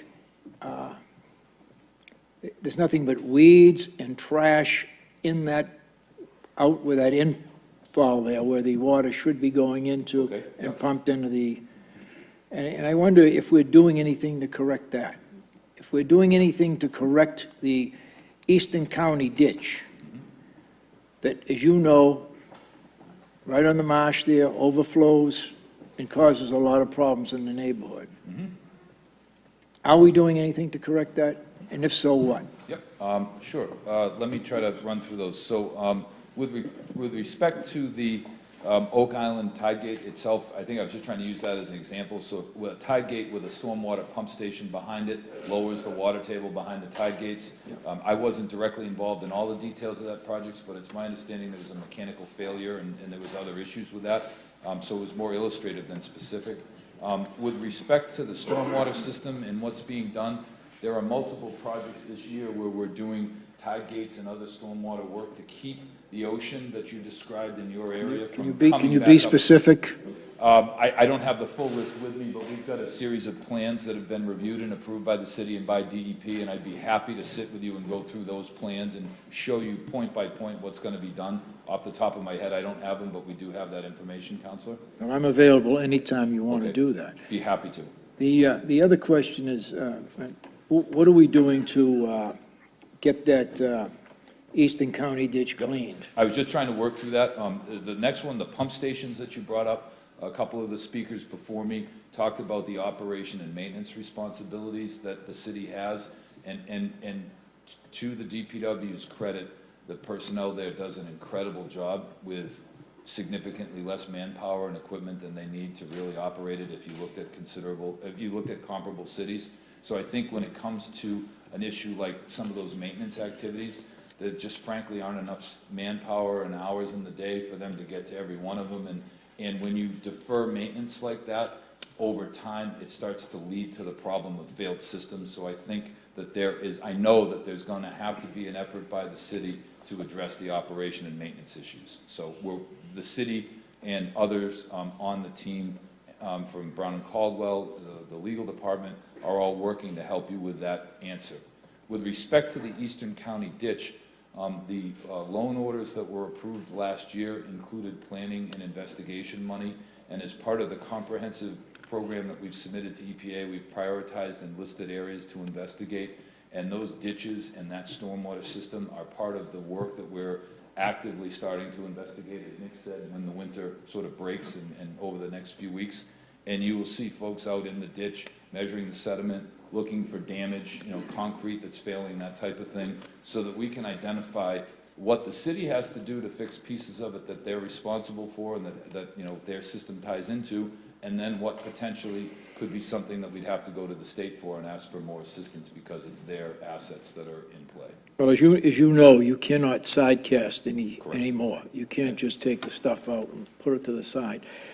I can go down to Jackson Street, anywhere down there, Sears Street, go stand on the little bridge and look at it, the shopping carts, tires, batteries, God knows what else is in there, fences.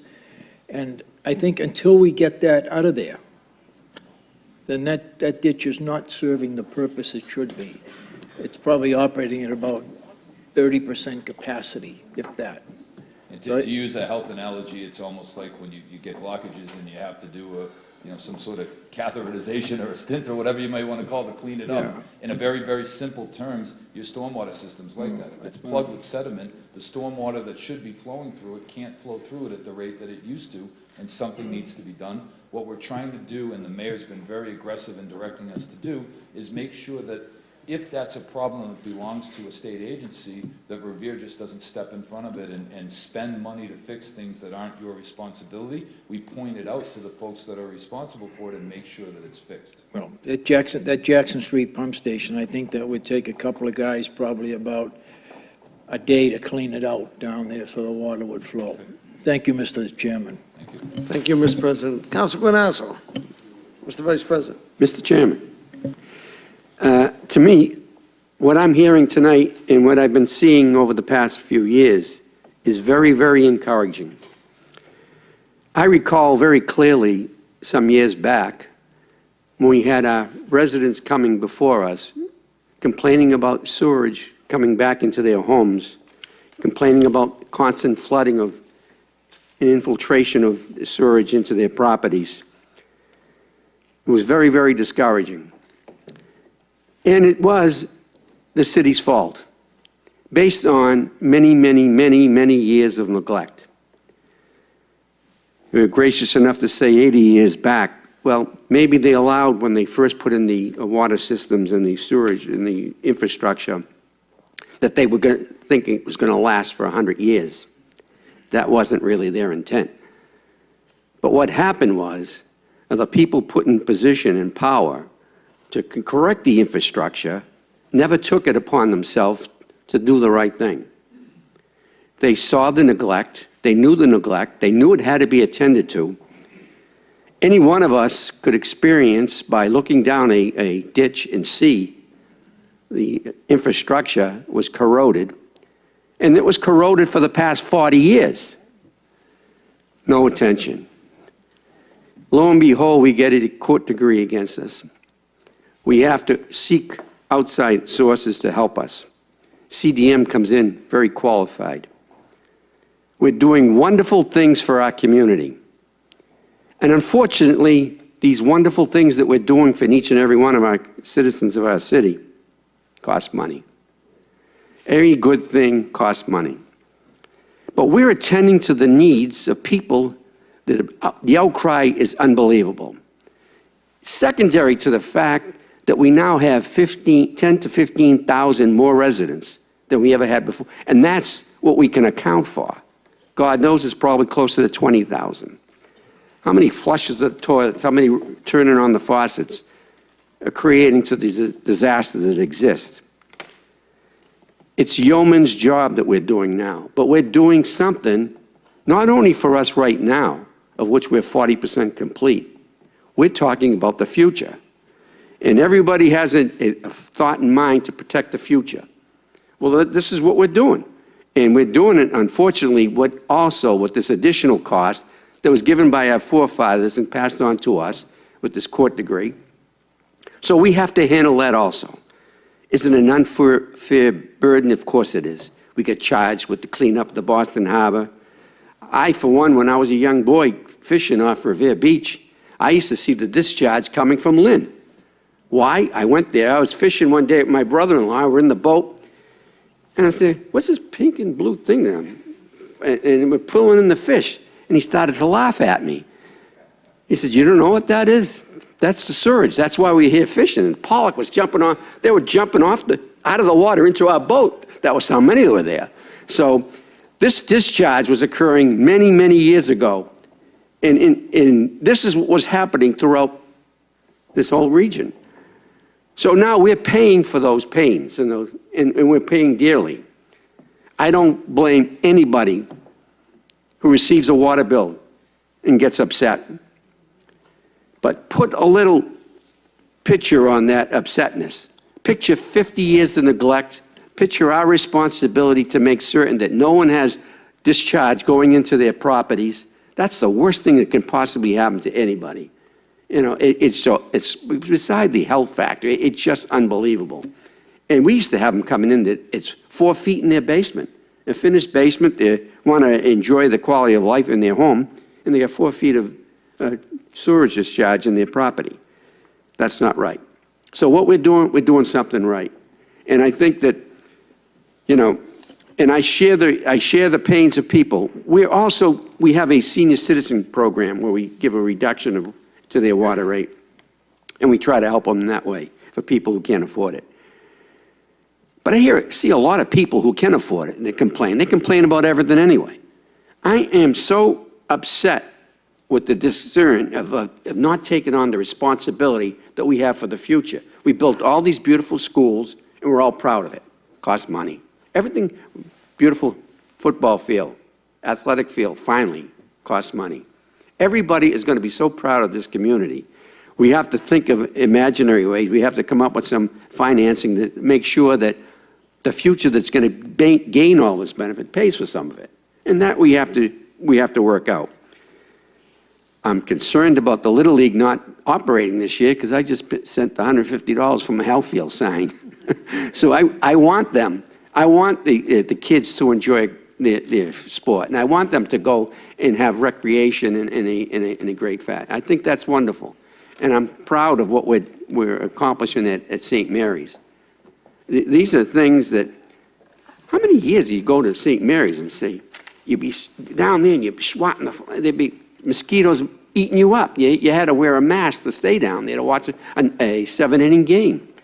So, again, we're in a positive direction. We're doing right things for our community. And all of the things that were brought up by my colleagues in terms of the inflow and the outflow of all the sewage system, thank our forefathers for all this, and thank them for hiding the infrastructure, because one individual who had charge over for many years had the mindset that I want to only spend money what people can see. Forget underneath, they can't see it. And that's not right.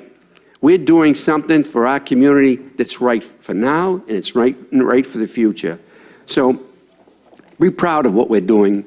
Let's work out some financial ways that we can lessen the burden, but let's keep the progress going, because we're doing the right thing for everybody concerned. And I think that eventually people are going to say a few years hence that they had the courage and conviction to do the job that was necessary. Thank you, Mr. Chairman.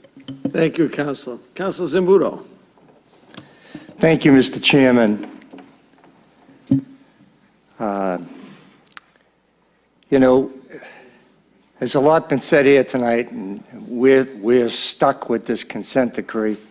And my hope is, and it's a strong hope, that we can extend it past this 10 or 12 years to 30-plus years. And because there is no question that we can't complete, the city will be bankrupt if we have to go by their schedule and actually try to accomplish everything. So my hope is that the learned attorney, and we're going to present some wonderful facts on Thursday, and hopefully turn this thing around in our favor a little bit. We certainly want to, we don't want to see anybody suffer from sewer overflows, and we don't want kids playing in raw sewerage, of course, and all that stuff. I guess if I have any questions of Bob, are we ever, or is it on the radar screen to deal with any of the cross connections? And there's probably thousands. I don't want to name out areas, but I'll start with the Point of Pines. I'd be willing to bet there's thousands of cross connections in that little section of the city alone. People putting basement apartments in, tying sewer drains into storm drains, and we all know what's going on. I don't even know how you investigate that, but you know, I think if I was going to throw a dart, that was where I'd throw the first dart to clean up what we know is terrible infiltration. Sure, if I could, Councilor, with respect to cross connections, when we've done all this lining work that we talked about, we've looked at so much of the city, and we found areas where the sewers were designed improperly, or properly at the time, but no longer in a proper way. where they would actually overflow to a certain point, and there would be a piped connection into the stormwater system out in the Belle Island Marsh around the school that I can't think of the name of right now. We found that overflow in the street with Donnie last year. I'm sorry? Everard Avenue, we found a major overflow, I couldn't remember the name of it, and the DPW actually went in and bricked up that overflow so that we're keeping the sewage in the sewer pipes and the stormwater in the stormwater pipes. So, you know, there are multiple instances that I could go through where we've done that type of thing, to try to deal with it and remove it from being a problem. And then there are instances, in the Point of Pines in particular, where we removed an inflow source and the property owner went back and chipped out a pipe, and we have pictures of what was fixed and then what the homeowner did or the property owner did to then go around the fix so that water drained out of his backyard, like it used to when it went into the sewer. So we're constantly trying to go back and make sure people aren't undoing the fixes that the city's trying to construct, and we have instances where we've caught that as well, so. Okay. Thank you. I've been a supporter of the Little League, I don't know, 20, 25 years, and it pains me to see Ron up here tonight giving his presentation, and I do understand that because we fixed the problem, it appears we've created a problem, but what nobody seems to understand is the problem was always there, but and the French drain analogy was perfect analogy, that there was an area for this water to escape to, and it did. And now that area is no longer there.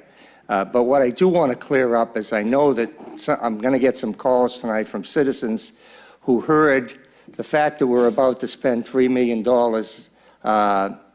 at St. Mary's to redo these fields.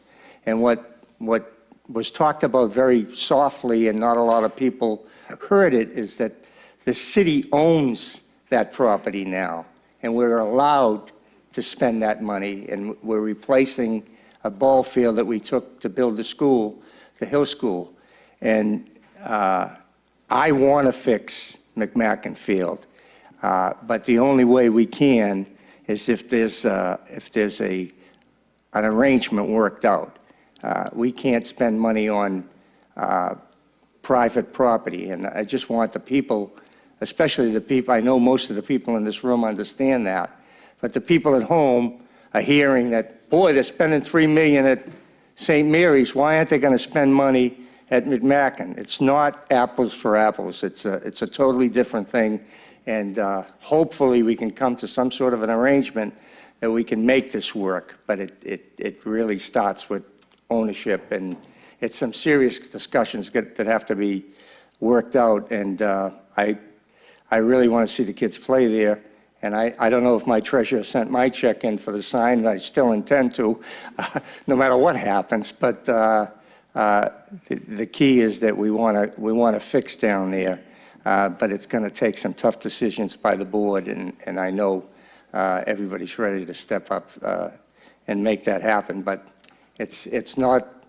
that we're happy to spend the money at St. Mary's and we're not happy to spend it at McMacken. That's not the case. We want the kids to play everywhere, and the last thing I want to see is that puddle of water down there. So hopefully we can get this fixed, we can get this deal worked out where there can be a fix, and we can go forward and correct the problem down there. I think that's all I have, Mr. Chairman. Thank you very much. Thank you. I know I have one resident who wants to speak, but I have one more council who wants to say something, and then we'll have that resident come up and say something. Thank you. Councilor Patch. Thank you, Mr. Chairman. First of all, I'll start off with saying that I'll start with McMacken Field. As most people know, I grew up on Victoria Street with Ronnie LaGuardia. As kids, we played ball together growing up. I watched them build that field, and when they eventually built it, it took a while. there were so many kids that wanted to play ball that they all could not make a team. And fortunately, I made a team when I was 12 years old. I played there. And I went on to, when I bought my house, I moved to St. Mary's, in walking distance of St. Mary's. I had 3 sons, but they all played at McMacken. I don't know, I ended up being on the coaching there in the minor leagues and the major leagues and on the board. And I got a little piece of, it'll always be in my heart, McMacken, just growing up and making that team at 12. Because a lot of good ball players my age were left off teams because there just wasn't enough spots. And that's, of course, that's why St. Mary's developed Little League, is the overflow and the, so more kids could get a chance at the competition and play minor league and major league baseball. But there was a problem with sewerage at St. Mary's Park, too. I mean, if we remember before, I just want people to know that this stuff that this administration is doing, unfortunately inherited the problem from the last administration, which wasn't at fault either. But they used to get sewerage on the fields at St. Mary's. And every year they'd have the DPW would have to go down and clean the fields for them. CDM did the pumping stations down there at the Goldie Street project, and since that's been activated, they don't have that problem no more. I like to say to McMacken that, you know, we, all us up here want to do what we can, but our hands are tied a little bit here. And like Councilor Zabuto said, I work now up in St. Mary's, that's my ward. And they're very happy with the deal that they have with the city. It was kind of tough. They used to deal with the dialysis,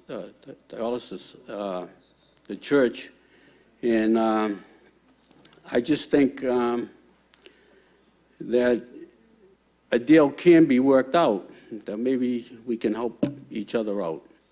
And again, I'm sorry for the people that have to pay the water rates, but we're kind of forced into it. And one thing I want to mention is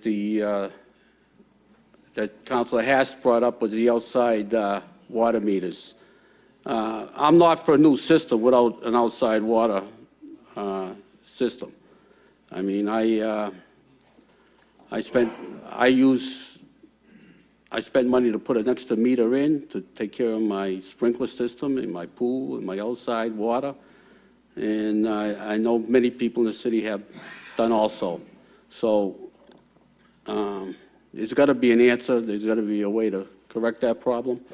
And I hope they find it.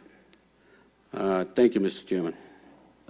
Thank you, Counselor. I want to apologize. I forgot to call on Counselor Morabito. You're next.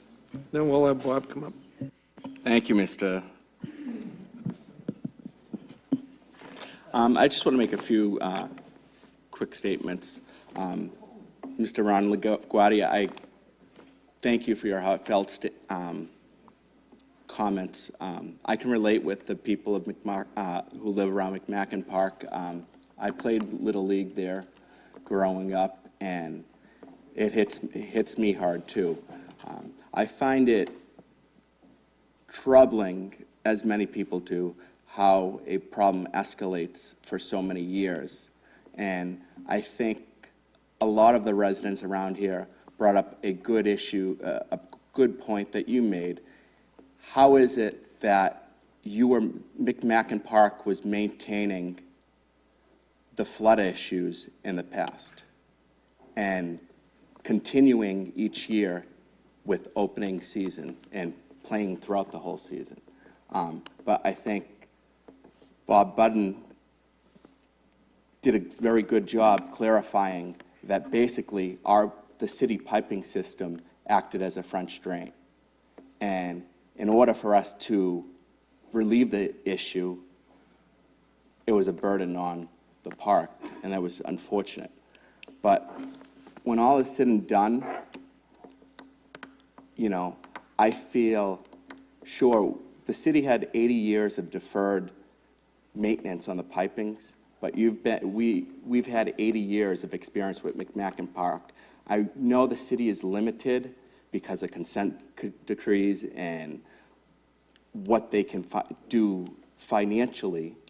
But I do think as a city, we're very resilient. And we've seen this last summer with the tornado. I think the community is going to come together and we will help somehow.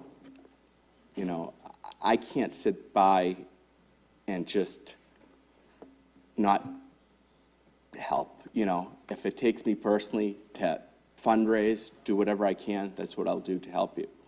So that's my thoughts on that. Thank you, Counselor.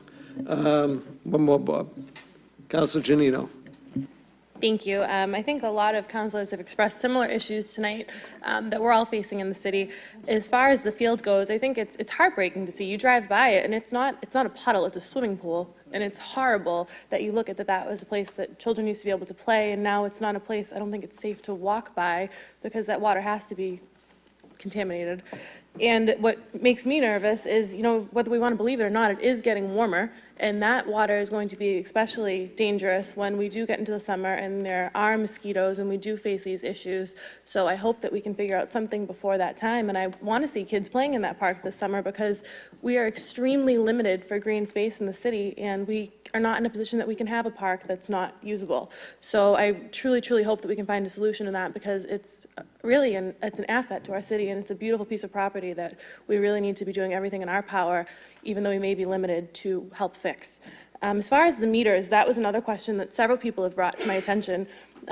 If we want to see grass in the city of Revere, we need outside meters, or else we're going to look like Nevada. So I truly hope that we do find a way to protect outside meters, because if you want to have a city that people take pride in their yards and take pride in their property, that's what we need to continue to do that.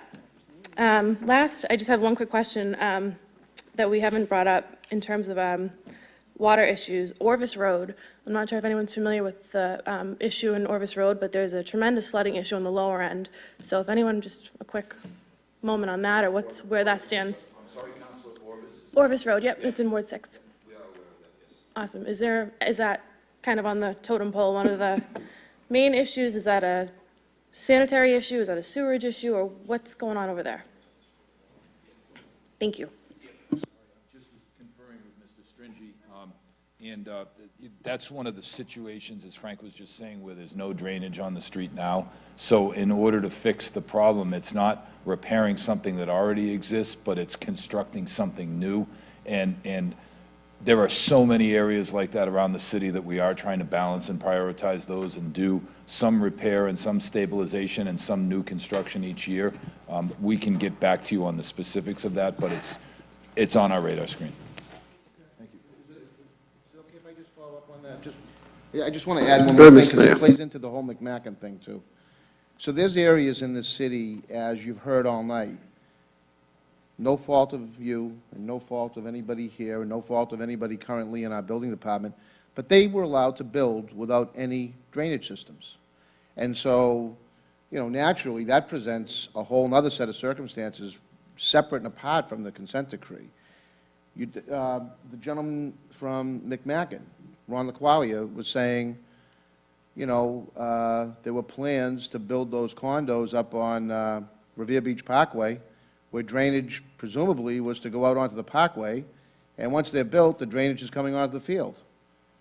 Nobody here was responsible for that. Nobody that's currently here at City Hall is responsible for that, but yet it happened. And so a lot of these things have just dropped into our lap. And I think you all, all of you recognize that.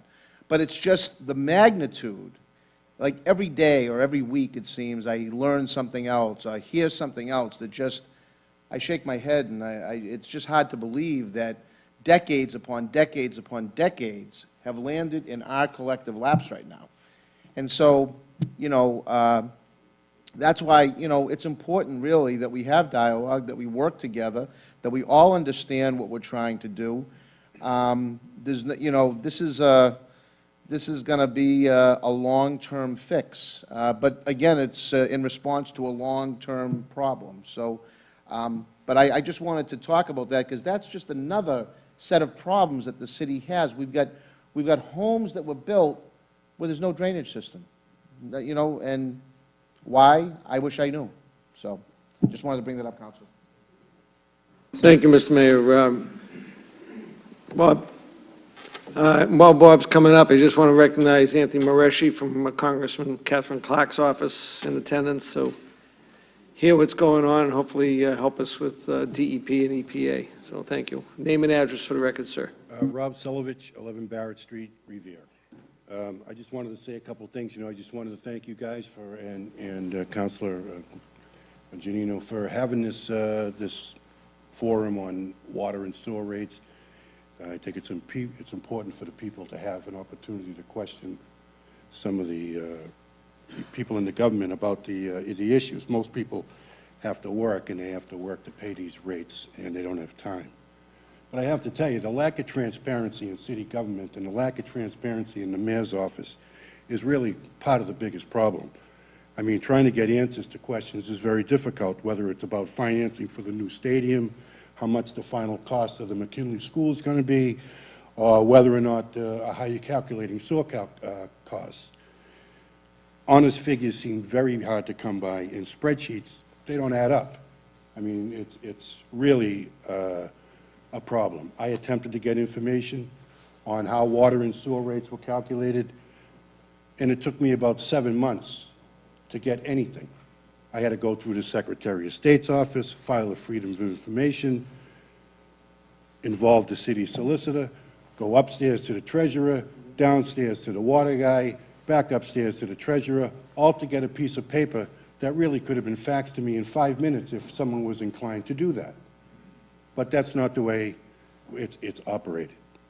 Okay, there seems to be some level of, we can't let people know. And you heard it here tonight. I mean, you get a spreadsheet 6 weeks ago or so, and you can't come to a meeting with any figures. I mean, that doesn't seem like that's transparent to me. So, I think that there needs to be more transparency. And I want to thank Councilor Arrigo for asking tough questions about some things that need to be answered. I mean, it's very easy to sit up here and go along to get along. But when you guys do that, we end up with a field that's got waist-high water. You end up with another $1 million bill that comes out of nowhere for St. Mary's. I mean, these things don't just happen in a vacuum. They happen because no one's watching. And I see that no one watches. At least that's the perception. I know you guys are trying to do the best you can, but the perception is no one's watching. So that's all I want to say, because I think it's time that people do start watching. Because I understand there's all kinds of issues related to the consent decree and the water rates and how much we're paying. We just want to be sure that we're not being overcharged. Because if you look at the figures they gave me, we're being overcharged as ratepayers. And no one can come up here and say we're not, because the figures are all razzle-dazzle. That's all. Thank you very much for your time. Thank you, sir. Okay, now it's my turn. I'll let everybody go. Just a couple things, Bob. I want to bring up the Seals Creek issue behind Saratani's property. Standish Road in the Garfield area along the creek there, about digging it out, and, what's the, the short-term goal down there to try and allow drainage to happen? One of the things that we're doing, as I indicated earlier today, or earlier tonight, I'm sorry, as part of this year's planning and investigation work, is a detailed sort of cross-sectional survey of these ditches in these particular areas, as well as some inspection of Revere Street culvert comes to mind, where there's a major culvert that goes under Revere Street and out to the outfall. We're prioritizing and looking at all those areas in order to determine what's going on with disrepair or failure of the physical infrastructure, and/or what's going on with sediment and debris. And then based on that, we'll work with the mayor's office and others in the city administration to develop a plan for things that the city can fix, and to identify things that we're going to need help from the state to solve. So that work is actively ongoing as the weather breaks. Don't we use Northeast Mosquito Control anymore to do any cleanouts? They'll, as I understand it, the DPW works with them to do some of that work, but one of the councilors mentioned earlier the side casting of that cleanout. In past, what would happen is they'd clean out the trench or the ditch or whatever, and they'd cast that debris on the side, and over a period of a couple of years, it basically all ends up back where it was before.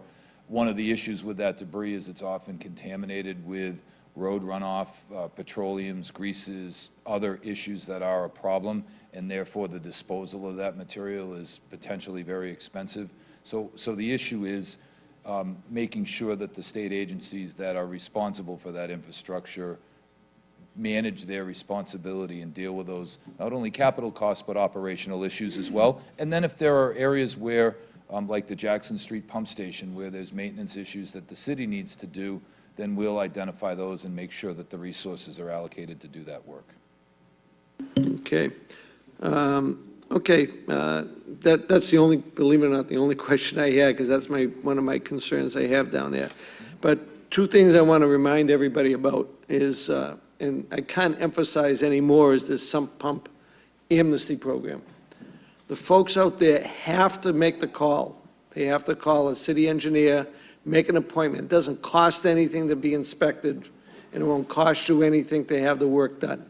Please, make it happen, folks. It's very, very important that we do this. And on a side issue, I know street sweeping starts this week. Well, I have an announcement that I found out today that they are going to sweep the streets, even if there's snow on the street. They will go around it where they can. They will not tow any cars. It's been determined they will not tow any cars during this period, and the street sweepers will go around the piles of snow. But we still want people to move their cars so they can clean what they can get to. Okay, so, Mr. Anzoni, you have something to say? Two things. Sorry the gentleman left, but who made the prior remarks. As far as transparency, I just want to remind everyone out there that when we set the water rate, the form is given to the city council, and it's part of your budget. The costs are part of your budget, so there's transparency here. You just have to know that it's there, and it's always handled there. It's not we're hiding anything. We're not hiding anything. The only reason numbers, again, were not given tonight was because of the fact that our attorney said they did not want us to, since he has a hearing with the DEP and the EPA on Thursday, he did not want us to discuss any numbers. And I know you understand that, and I want the people listening to understand that. The other thing, too, is we keep mentioning the consent decree. The consent decree came along, and it's something that the prior mayor inherited because it was over 80 years. But one thing we're losing sight of is the fact that this administration decided to fight it. They wanted to elongate the number of years that we have it so that future generations can actually pay for some of the work that's being done now. But that's something I want to stress, because that's very important, because we spend a lot of time at meetings with the consent decree and what needs to be done at the consent decree, and it's not something that just gets done and it's like a court case and you just go along with it and so on and so forth. I'm not a lawyer, but I don't know, you lawyers know how it works, but on this circumstance, there are a number of meetings with a number of people, and I'm glad the administration, as a citizen, took along, and Mayor Rizzo took the initiative to say, hey, this is enough, and we're fighting this consent decree, and we want to elongate it so that the expenditure on what needs to be done is spread over a number of years and a number of generations to pay for it. Thank you. Thank you, Judge. Well, ladies and gentlemen, wait a minute. Our city engineer has something to say. Just quickly, a number of people mentioned the amnesty program. I just wanted to, you probably saw flyer in your water bill. I just wanted to let everybody know that if you need to get in contact with me for that reason, you can email me at engineer@revere.org, or you can call me at my office, 781-286-8152, or you can swing by my office down in the basement at City Hall, and, we'll do what we can to help you out. Thank you. Excellent, and I do want to recognize a candidate for Ward 1, Joanne McKenna. Hope to have you with us when the time comes. Well, I do want to thank everybody for spending the last 2 hours with us. There was a lot of information put out there. I think there were a lot of answers that we put together. Everybody is concerned about what's happening, and we have a lot of faith going on with CDM and our legal counsel and our mayor's staff. I want to thank everybody for their participation, and we look forward to moving our city forward. Thank you very much, and good night.